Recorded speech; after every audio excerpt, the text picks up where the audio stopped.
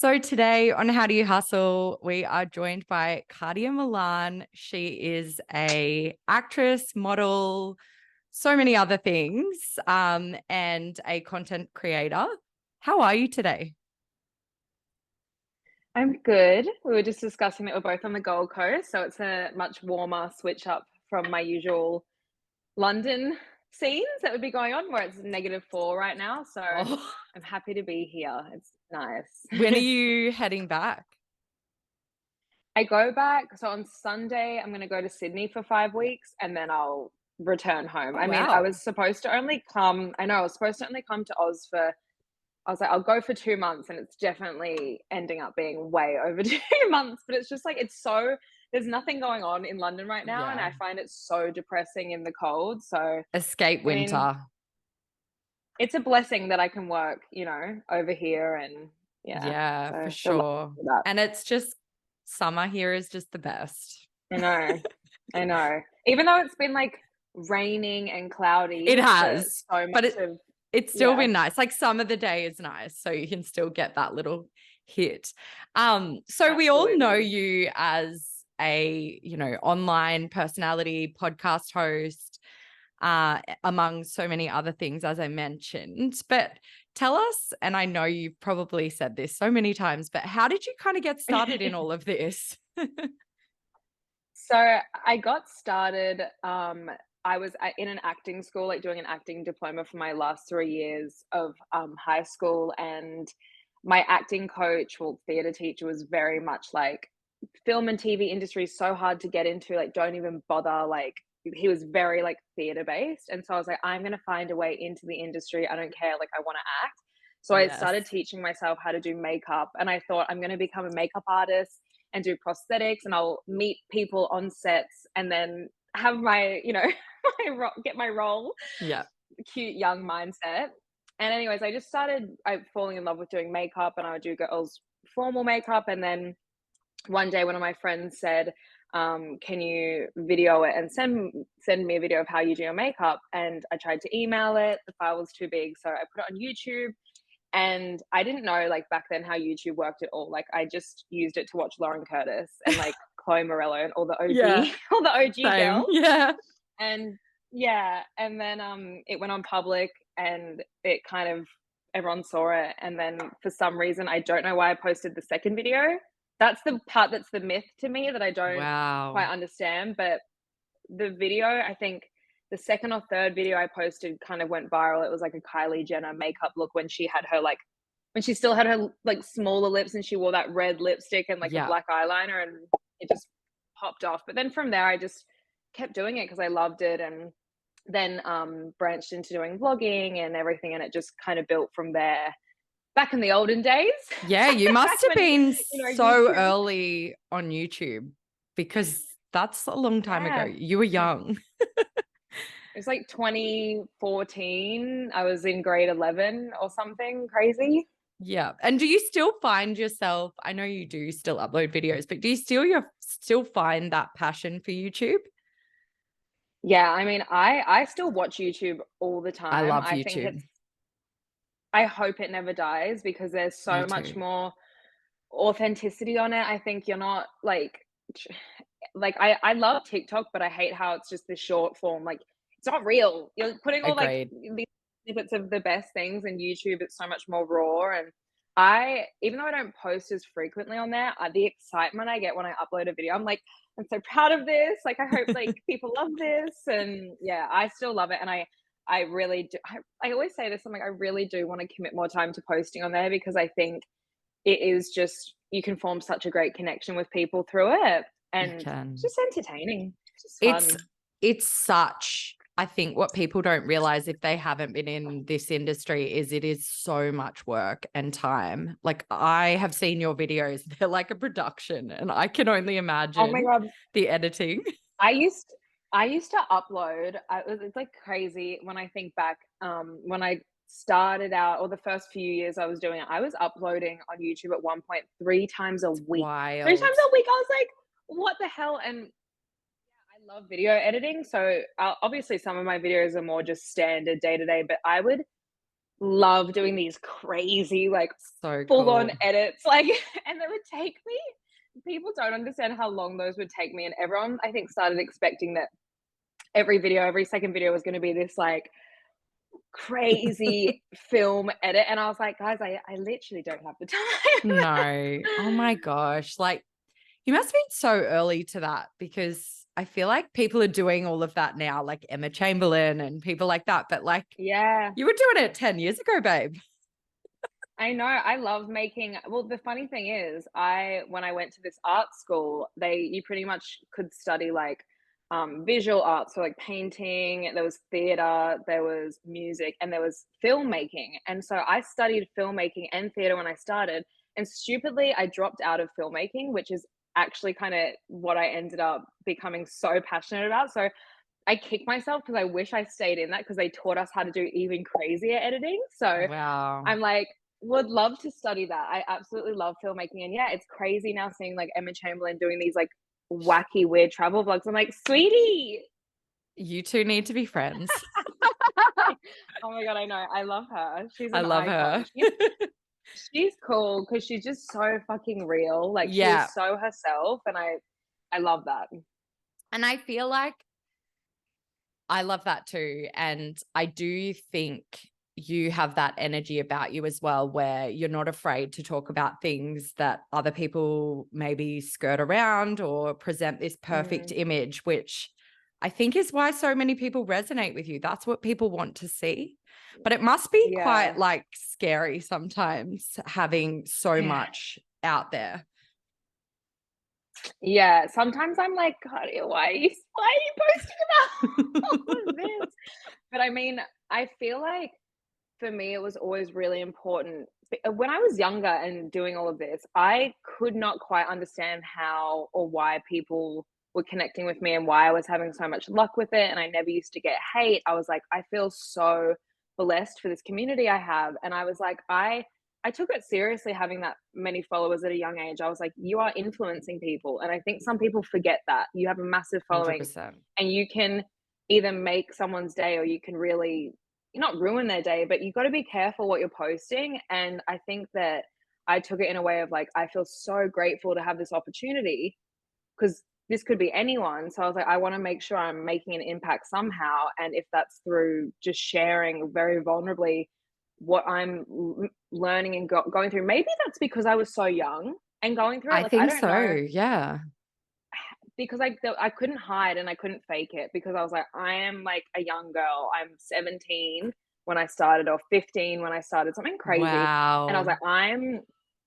like, I am like learning with you guys. I like, cause I think I was so outspoken, preaching so much. I was like, okay, look, I'm not Gandhi, but like, this is what I'm still learning. And I never ever, I would always get messages from people being like, I wish I was you. Like, and there was that culture of people just Wow. comparing their lives. And when like the Mm. Alexis Ren thing, the Victoria's Secret supermodel era where everyone's just like, I'm not enough. And I was like, guys, do not compare anything. There's no status level here. Like, I just wanted it to be very equal Yeah. to not have people like not want to be themselves, if that makes any sense. It That just made me makes so complete upset when sense.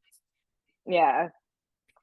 Yeah. And I think, like, in that time, it was quite toxic. Like, you Mm.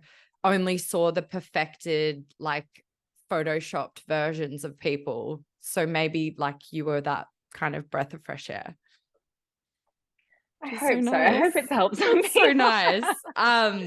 So yeah, you obviously like have so much going on at any given time. Like, you do your YouTube, you do appearances, you do partnerships, you do the podcast. How do you manage all of that? And how do you manage working for yourself? I like this is the reason why my podcast with my best friend Ashton is called Common Yeah. Chaos because we don't do it well. Like we are very much more so creatives and obviously there's an element to this job where you have to be very business minded, but for me it's always been hard because this was just a hobby. Like this was never supposed to be my job. I was supposed to be an actress. Like that's what I was like this is just a Yeah. little like hobby on the side. So I've had to really learn how to navigate it and manage my time properly and I Yeah. still am trying to figure that out because I'm still so fucking bad at it. But I think that essentially, I guess when you're doing a project, it's some things will take reign and then some need a little back step, but you have to be so organized. And I'm trying to figure out a new scheduling system for myself. And I think honestly, an old school diary is the best thing for me, just to have everything Agreed. written out, tick it off so you can so I can visually see it. Yeah. And I also think what I've learned is not you don't have to have your like foot on the pedal with every single platform. Like, it's okay to just take a step back. That's why I think with YouTube, I was like, I need to just stop putting so much pressure on myself to be Mm, doing what I used to be doing and understand that the industry changes and it's evolving and I just have to try and move with it. But I'm figuring it out. I think having good support, like I had an incredible assistant for a few years when I was in Australia. Like, she saved my life. So I think if anyone is in amazing. social media or the podcast world, it's so ingrained in us that all we know is doing it for ourselves because we are our own boss. But I think Mm, outsourcing help from someone you trust or someone that's great for the role is a really smart move to make, like any other business would. Like, people have employees or hire people to help. So I think that was something that I was like, oh my God, like I can lean on someone else for help in this as well. So yeah. yeah. But I think as creatives, sometimes that is so hard, especially if it's content, So because you want it like it has to be a certain way for me. And I just feel like no one yeah. else is in my brain. Well, that's why for me, like I had an incredible assistant here that I actually went to school with. So she knew me, Yeah. and she was so creative. She did art as well. Like, she was just the best. And I every day miss not working with her anymore because she just got the vision. And that's why we Yeah. in London, like I found it really hard with our podcast side to try and Mm, find someone that could help us emulate that again. But we'll get there. We'll get there. you get, We're also working on, like, for the podcast, and Ashton and I are forming another business. That takes ooh, up a massive chunk. So I know I'm really excited, but there's not a lot of space left for my own social media at the moment. yeah. And that's fine for me right now because I've done it for so long. So I'm enjoying trying other things. But I definitely, as I said, like I need to get better at my scheduling because right now it's like all over the place. Yeah. And I think that's really smart. Like you see so many people with podcasts or platforms starting their own businesses, and they do work because you've got that platform to launch from. So I think that's a really good Yeah, move for you. Can't wait to see what it I is. know. We've wanted to do something, and I've wanted to do a business for so long, and I know so many people with followings do that, but I was like, I don't just want to be another Yeah. influencer that has a business. I want it to make sure it's something that aligns well.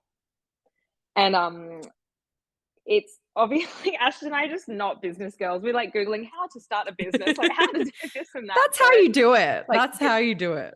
business for business for dummies, but we're getting there. Oh my God, exciting. So, what advice would you give to someone that maybe wants to start out in social media or podcasting? I know it's kind of different for both, but Mhm. yeah, if you're a young creative or a young founder of a creative business, what kind of advice would you give?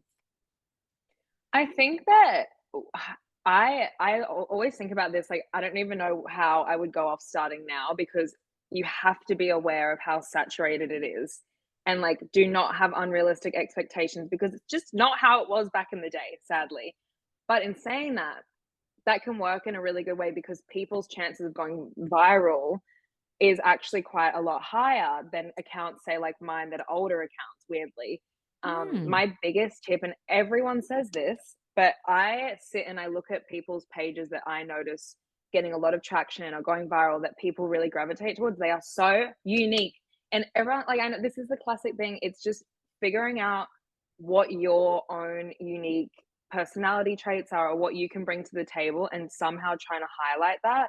So for me, mine was my approach with mental health, or my I guess my style back in the day was quite bohemian, and that was my own unique thing. Like, I wasn't trying to fit into a mold because I feel like I see so many people just doing the same thing over agreed. and over and over again. And yes, it gains traction, but I'm promising you there's not as much longevity in that, of just copying and recycling content you've already seen, as there is when you create your own. You create, people actually get to know you, and you could go into anything with that, because people are connecting with you and they're forming this bond with you. So they don't care about that content you made that looks like everyone else's. They care about you as a person, and that's, I think, that's my biggest tip, is just pave your own way. And it's hard because we're so consumed by so much content. So I notice I fall into habits of like just doing what other people are doing, because I can't think for myself anymore in that. Mm. Hello, sweetie.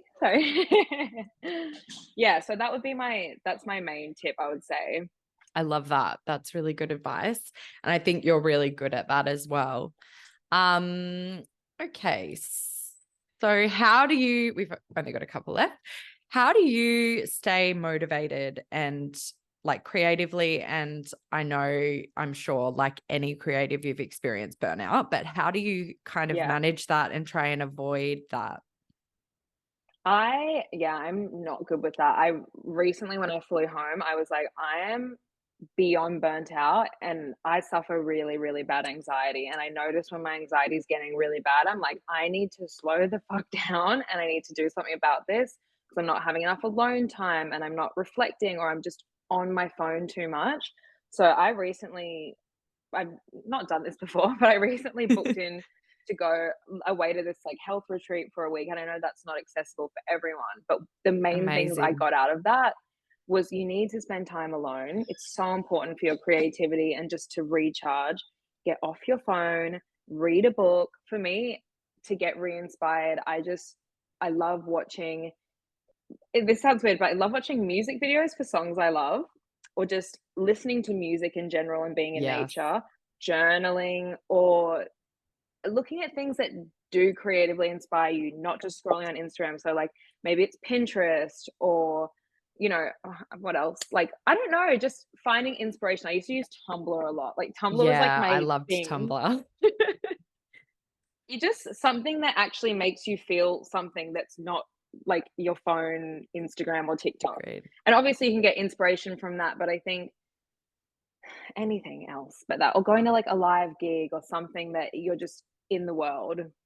Agreed. And I think it's sometimes scheduling time, like literally just a couple of hours to do nothing or just switch off. Absolutely.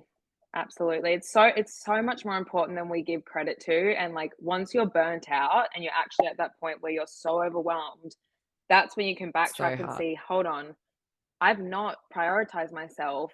I've just been running like a rat on a wheel. And it's so easy for us to do that without noticing. It is. I think we're all guilty of it. And it's very hard in Mm, this like society to not get wrapped up in it. absolutely. So, what are your focuses? You've mentioned the business and obviously the podcast, but yeah, Mhm. what are your main focuses for 2024? And yeah, what's next for Cardia? Are you staying in London?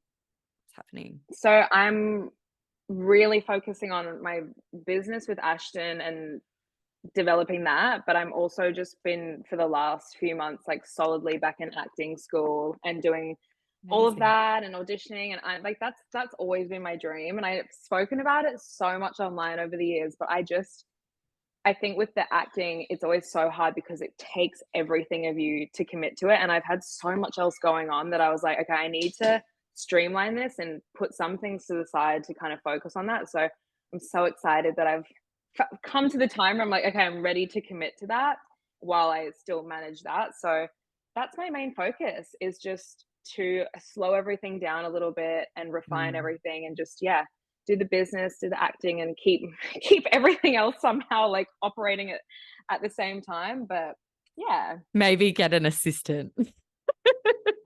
absolutely. Absolutely. And yeah, are you staying put in the UK, do you think, for a bit Yeah. longer? Yeah. I think that because I've been there in May, it will be 2 years, and which Wow. is fucking crazy. I'm like, how has that gone so fast? But I think that as much as I miss home so much, I think it's such an amazing thing just to push myself to grow outside of here, and like get myself into a new meet new brands, meet new people. Like it can only help. And I like the challenge of it. Like it's hard and it's expensive, but I like the challenge of kind of when I moved there, it was like you're starting from zero. No one knows you here. No one cares Yeah. about you here. So you have to really hustle. And it's yeah, it's been really good. It's kind of taken me from a place of being like when I was in Oz, everything felt so easy. I'd been around for ages. It was like, oh yeah, oh, that's easy. That's over there. I was like, oh my God. So I think I'll stay, give it another year, reevaluate in a year, and then